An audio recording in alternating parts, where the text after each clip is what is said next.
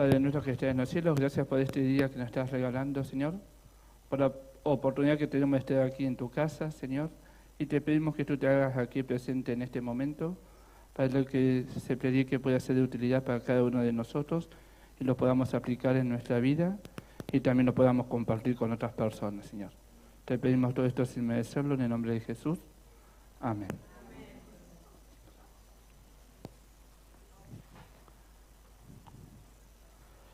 Feliz sábado para todos.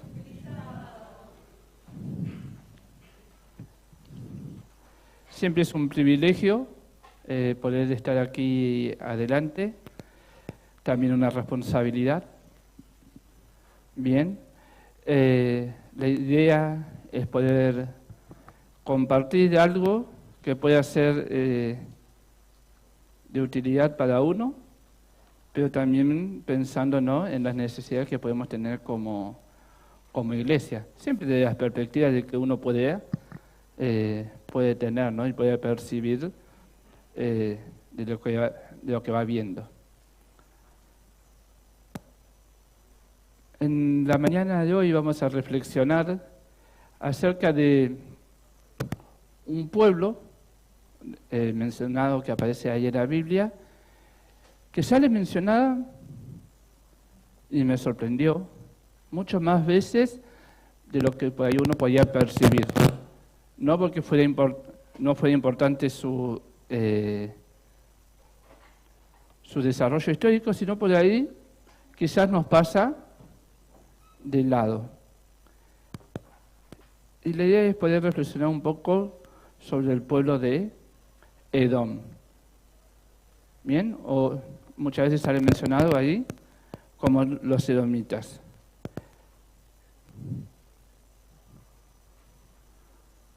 ¿De dónde venía este pueblo? Eran descendientes de Esaú. Bien, son descendientes directos de Esaú. Y tenían una estrecha relación, o sea, con el pueblo de Israel. Bien, eran familia. Tanto Jacob como Esaú eran hermanos. Entonces sus descendientes eran familia. Y esto implicaba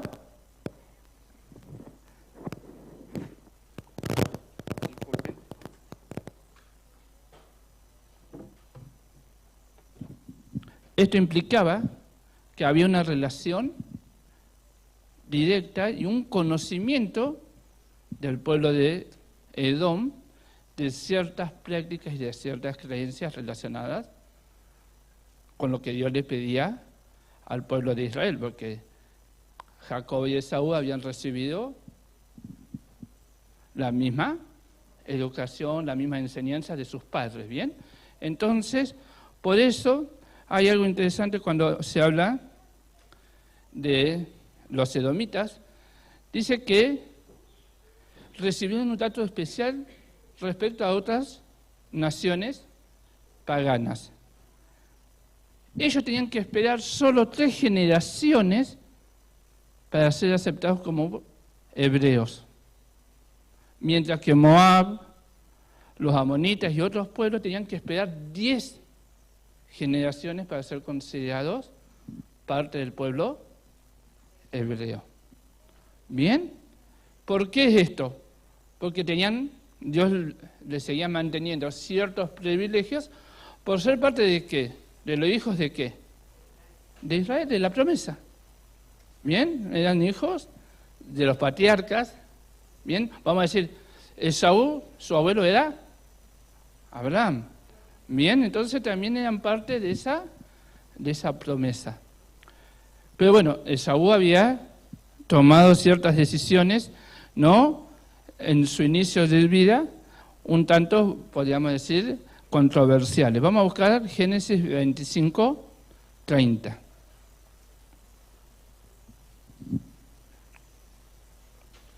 Génesis 25, 30.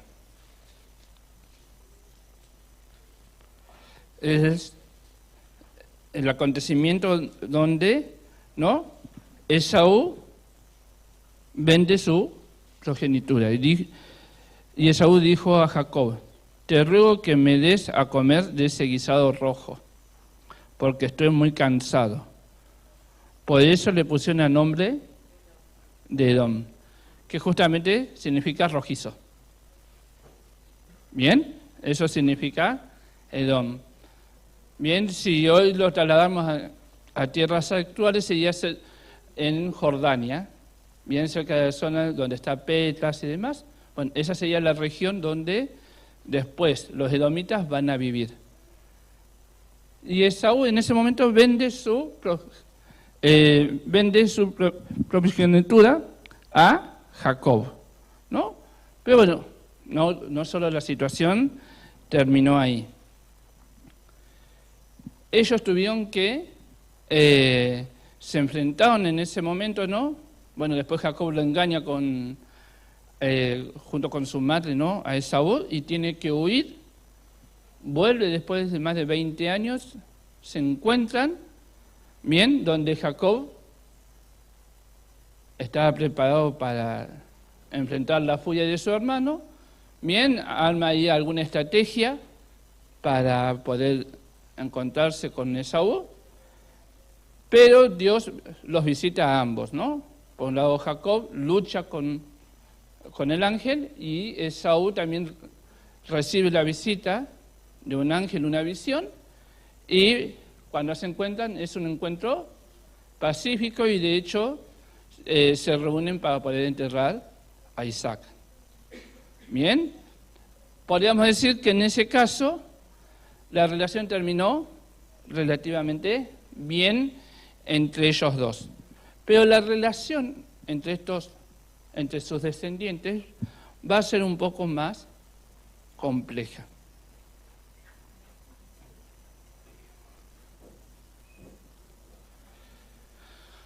Una de las próximas menciones que se hace de los moabitas es cuando el pueblo de Israel estaba por llegar a Canaán. Bien, cuando estaban por llegar ahí a Canaán, y ellos no le permitieron el paso para llegar a la tierra prometida.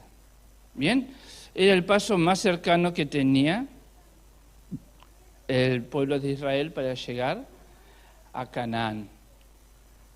Pero hay un tema. ¿Qué había sucedido antes que Moisés mande las dos comitivas para pedir el paso o el permiso a Edom para pasar por sus tierras? Había sucedido algo previamente que está mencionado en la Biblia. Había ocurrido el problema de Moisés y Aarón con el agua y la piedra. Bien, estaba en un momento en donde el pueblo de Israel estaba enojado con Dios, la había reclamado, pero a su vez también el gran líder que habían tenido hasta ese momento había colmado su paciencia y había cometido un error muy grave para ese momento. Y en esas circunstancias, Moisés, después no de solucionar el tema, de haber pedido perdón y todo, pero pide permiso al rey de Edom para poder pasar por sus tierras. Y el rey de Edom no les permite pasar. ¿Por qué? Una, porque tenían miedo. Bien, tenían miedo a ese pueblo que estaba viniendo. Otra, porque estaban en una situación de superioridad. Este pueblo vivía en una zona alta, bien, de montaña generalmente. Entonces, tenía mucha ventaja respecto de aquellos que llegaban a su territorio. Entonces, siempre tenían una gran confianza en su fortaleza en la guerra, en el enfrentamiento. Entonces dice, ¿por qué voy a dejar pasar a estos? ¿Qué hace Israel? ¿Qué hace Moisés? Vamos a buscar ahí Deuteronomios 23, 7.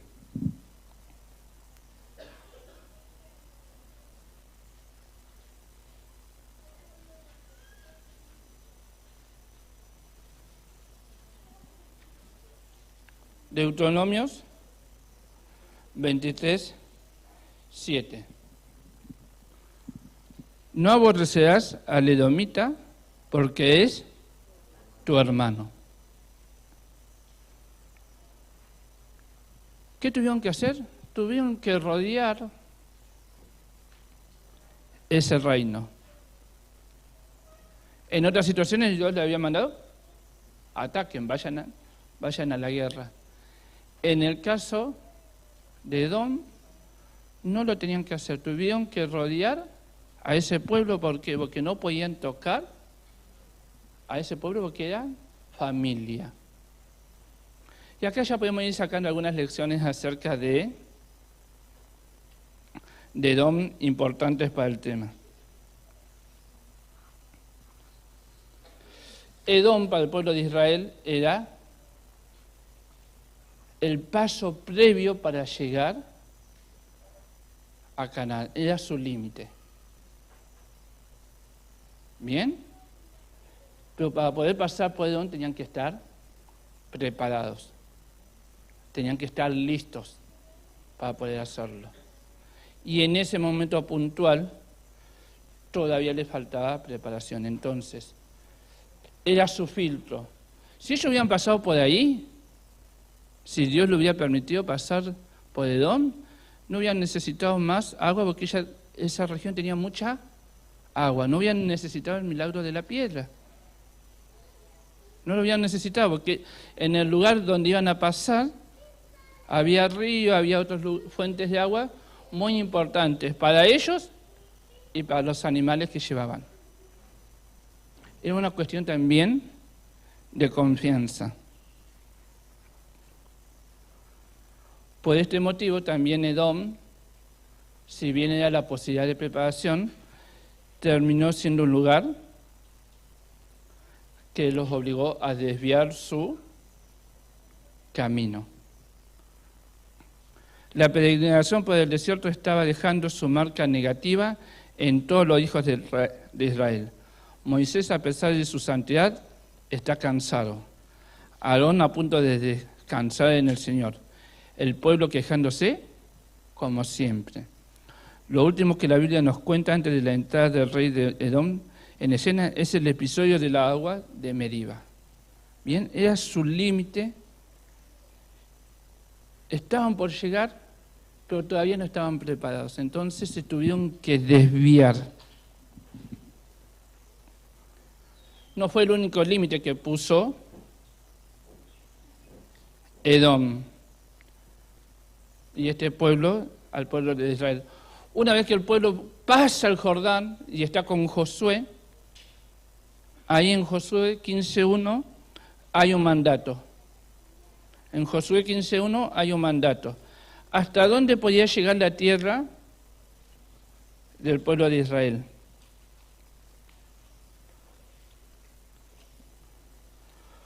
Josué 15:1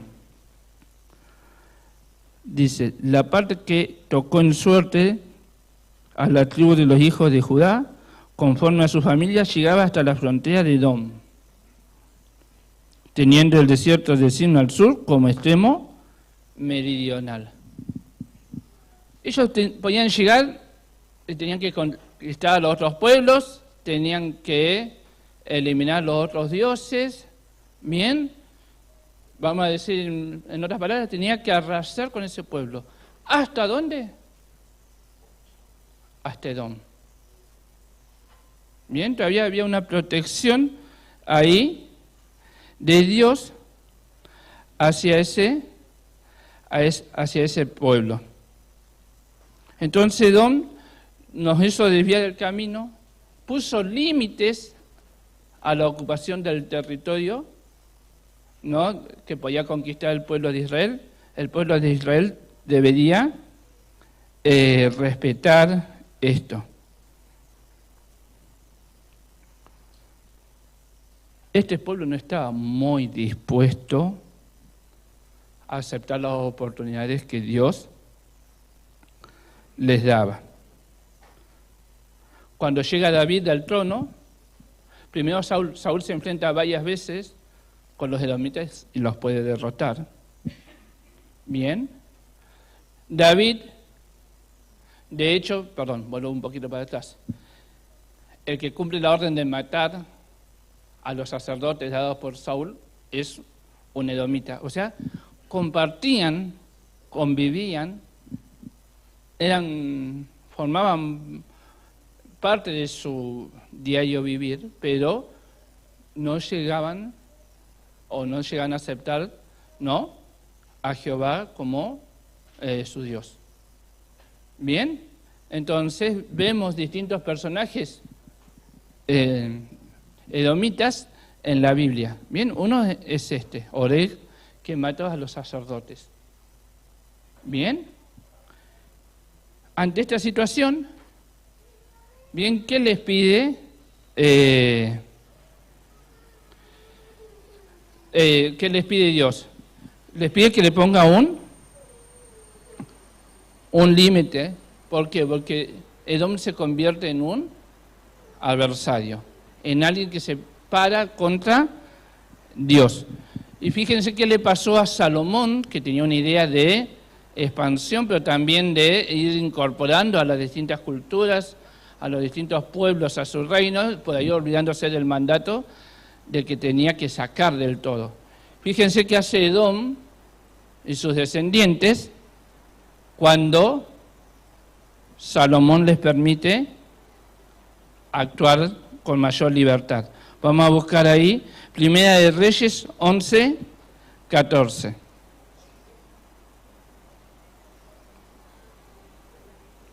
Primera de Reyes 11, 14. A ver, que no le tuvieran que hacer daño no es que tenían que ser parte de su vida diaria y compartir prácticas y demás. Bien, que es lo que fue pasando en este caso con Salomón.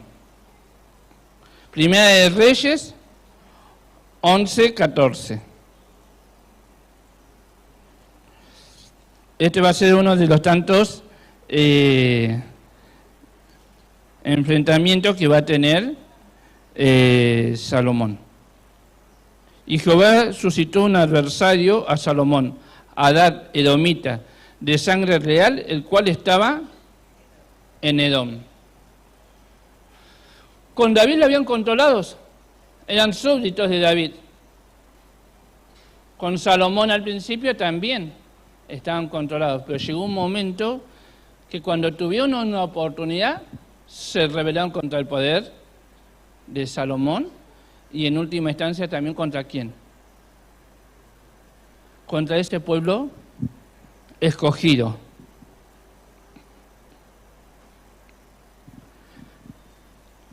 Entonces dijimos, Edom nos pone el límite.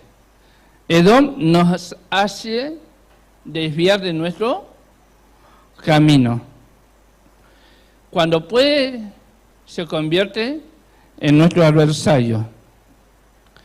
Y también tiene otra característica que se encuentra en Segunda de Reyes 8, en Segunda de Reyes 8:20. 8:20.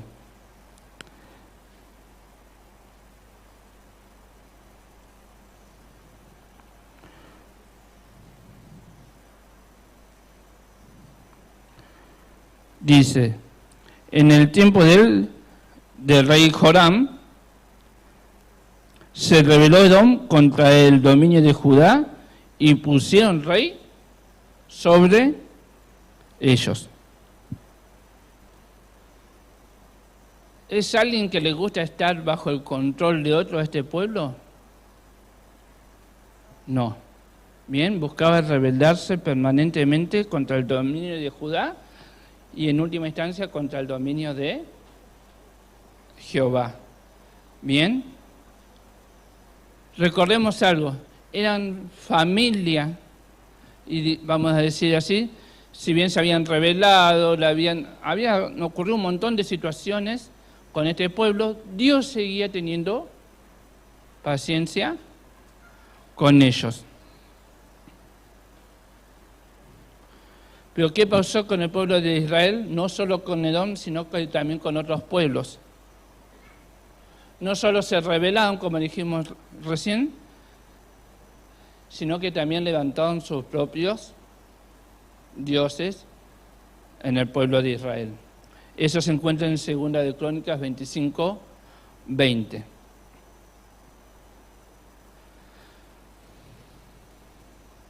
Bien, ahí el rey Amasías no quiso oír el reclamo que Jehová le hacía. ¿Por qué? Porque él había permitido que los edomitas levantaran sus dioses.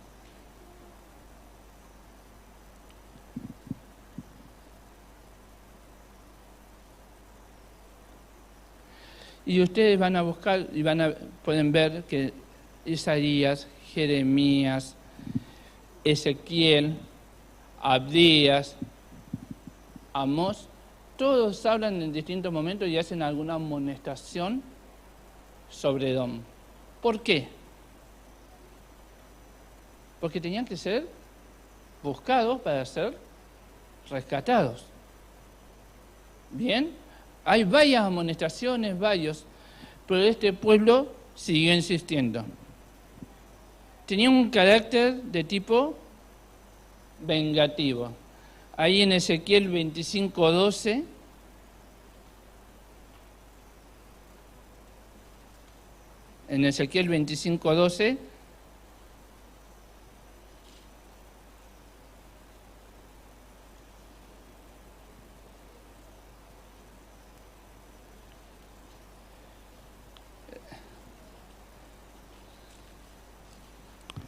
dice así: así ha dicho Jehová el Señor, por lo que hizo Edom, tomando venganza de la casa de Judá, pues delinquieron en extremo y se vengaron de ellos. ¿Qué pasaba en este contexto? Cuando vienen los babilonios y destruyen Jerusalén, el reino de Judá, estos aprovecharon y los persiguieron y los mataban a los que quedaban vivos. Entonces se estaban vengando, ¿por qué? Por todo el control político, económico que habían hecho desde el reino de David y de Salomón y los distintos enfrentamientos con el reino dividido. Entonces fueron y los atacaban. Entonces Edom tiene otra característica más, es vengativo.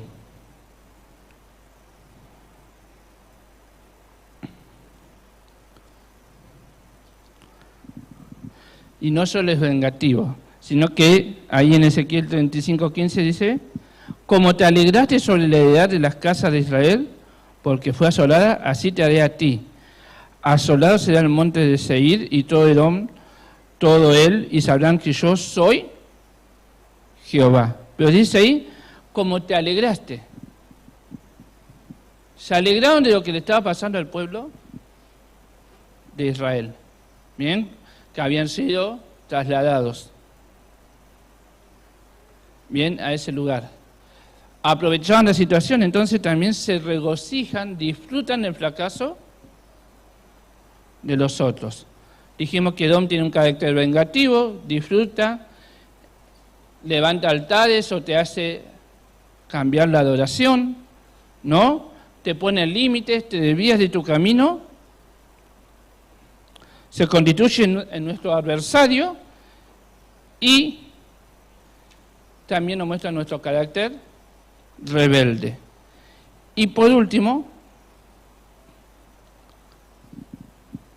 ya cuando el pueblo estaba en Babilonia y demás, el salmista, uno de los salmistas dice lo siguiente en Salmo 137:7. Obviamente no es un salmo de David.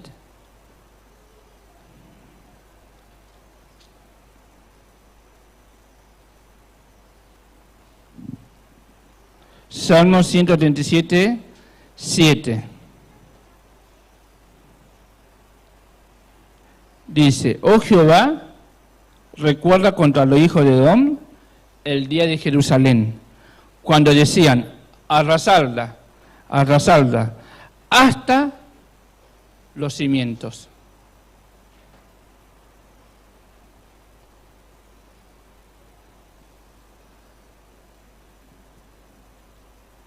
Lindas características tenía este pueblo, ¿no? Hay un libro entero, si bien el más cortito del Antiguo Testamento, hay un libro, Abdías, que se dedica a describir las características de Edom.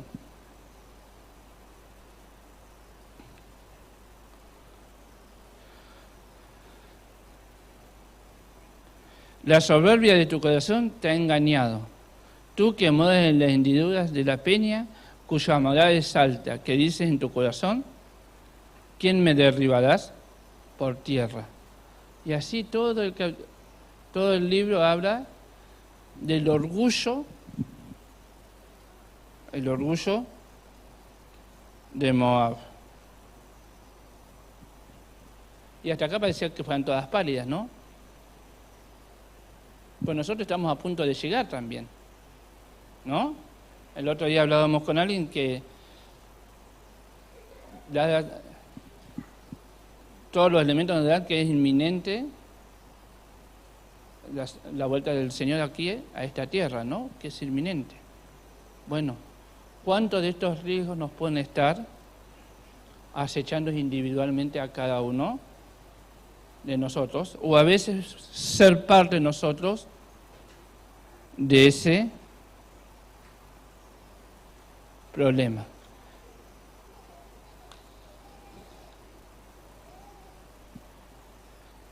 ¿Cómo podemos evitar y confrontar esta situación? Primero, lo que hizo David. ¿Qué hizo David? Se tomó de la mano de Dios, los conquistó, los controló y en ese mismo contexto empezó a crear, primero trajo el arca y después empezó los preparativos para la construcción del templo. Si bien el templo lo va a construir Salomón, los preparativos, las primeras ideas se hicieron durante el reinado de David.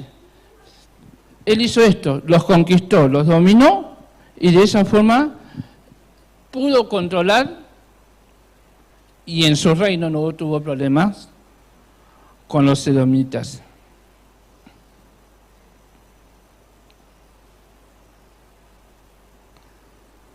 Vamos a buscar Santiago 1:8.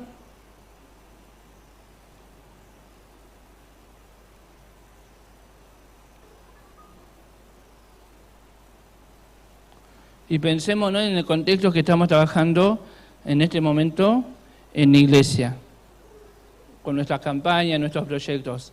Santiago 1:8 dice, el hombre de doble ánimo es inconstante en todos sus caminos.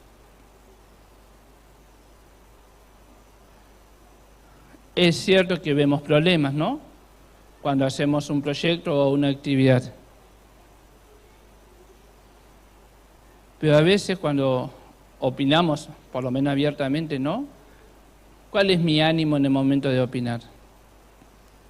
¿Ir y poner una piedra en el camino o ayudar en el proyecto, ¿no?, que estamos iniciando como iglesia? Es inconstante en todos sus caminos.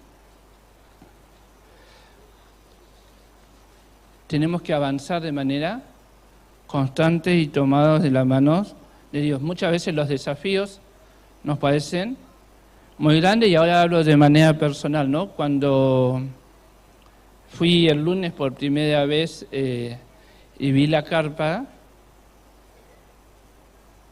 y vi en ese momento lo que faltaba, dije, ¿cómo? Llegué 4:30 por ahí, hace 4:30 llegamos con mi hermano y faltaba, a las 6 empezaba el primer taller. No hay forma.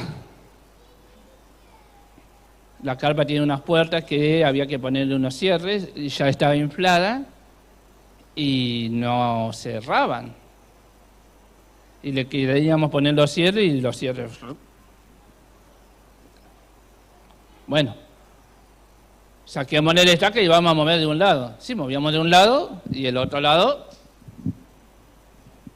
Y de repente fue encajando todo mejor. Bueno, saquemos un poco las puertas, esta no es tan necesaria que esté abierta. Y se fue acomodando.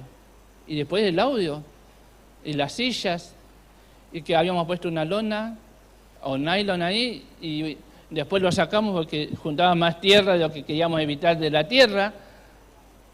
Pero bueno, ahí llega un momento que hay que hacer. Y decir, bueno, vamos y lleguemos. El objetivo está ahí. Faltaban cosas, sí, porque si uno va desde el lunes hasta ayer a la noche, se han ido incorporando a un escenario, los carteles, otras cosas. Bien, espero que el sonido haya ido mejorando también, porque no estamos al 100% preparados, pues en algún momento tenemos que empezar.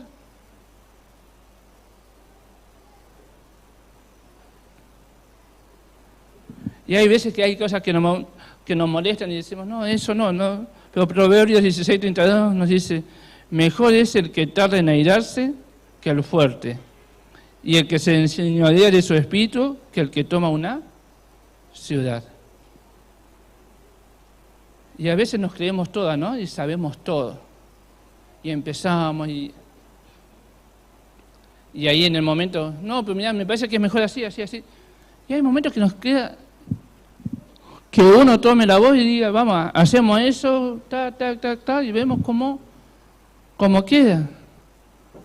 ¿No? Tener el control y decir, ¿a cuánto no nos gusta mandar? Pero hay momentos que nos queda decir, bueno, a ver, que venga la orden de otro y a ver, ¿qué es lo que querés hacer? Me encanta mandar y sobre todo opinar, ¿no?, de lo que tienen que hacer. Pero bueno, llega un momento que Dios nos pide para llegar. Entre ustedes puede haber líderes, pero el que manda soy yo. A esto es donde tenemos que ir. Lo mejor era pasar por el medio de Edom. Pero bueno, cometieron algunas equivocaciones, vamos a ir por este lado. Necesitamos más preparación. Bueno, si seguimos poniendo nuestro yo, ¿no?, y enojándonos cuando las cosas no se hacen como a mí me gustaría, es difícil.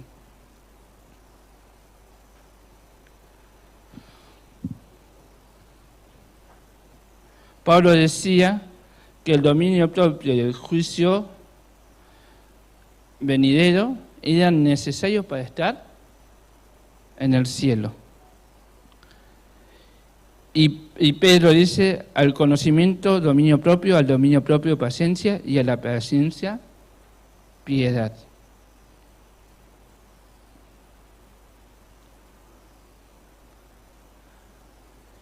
Y nos cuesta.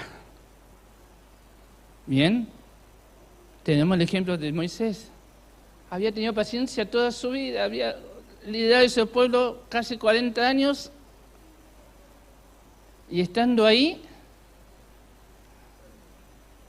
ya está. ¿No? A ver, cometió el error, Dios lo perdonó, pero tuvo una consecuencia ese acto. Mismo que fue una acción de rebeldía directa en ese momento hacia Dios. ¿Y estaba haciendo el trabajo? Sí. ¿Y estaba liderando a ese pueblo? Sí, pero a veces, cuando hacemos cosas también cometemos errores. Por eso, ¿de quién es el triunfo?